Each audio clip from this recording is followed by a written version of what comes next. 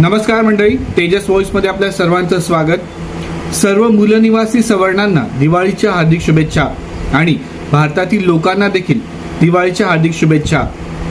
सुरुवात नेहमीच आहे, मला असं वाटतं सवर्ण समाज हा शंड झालाय का, झोपलाय का?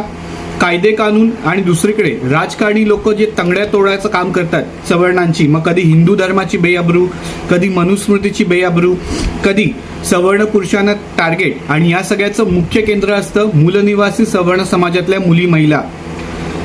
1950 पासून आजच्या काळात महाराष्ट्रासह देशातील प्रत्येक सवर्ण समाजातल्या कुटुंबातील मुलगी ही शोषित आहे, पीडित आहे।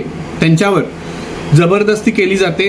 अपवाद असू शकतो एखाद दुसरी केस, पण आता हे जबरदस्ती करणं म्हणजे काय? Forcefully intercaste marriages, forcefully inter religious marriages म्हणजे काय? तर अशी लोक जी हिंदू धर्माला वारंवार शिव्या देत असतात, अपशब्द बोलत असतात, अपमान करत असतात आणि दुसरीकडे सवर्ण समाजातल्या मुली महिलांकडे डोळा ठेवून असतात। मग कधी पुढाऱ्यांची मदत घेतली जाते। आता पुढाऱ्यांची मदत घेतली जाते म्हणजे काय? तर मनुस्मृतीचा अपमान, हिंदू देवी देवतांचा अपमान, काहीतरी विवादास्पद बोलणं, आणि सामान्य आणि गरीब, त्याचप्रमाणे हायर क्लास आणि अल्ट्रा हायर क्लास या सवर्ण समाजातील कुटुंबांना टार्गेट केलं जातं। मला असं वाटतं वेळ आली आहे सवर्णांनी एकत्र येण्याची आणि सवर्ण समाजावर जो आतंकवाद होतोय, अन्याय अत्याचार होतोय, त्याविरुद्ध लढण्याची। कारण सवर्ण समाज हा भारताचा कणा आहे, मूलनिवासी आहे।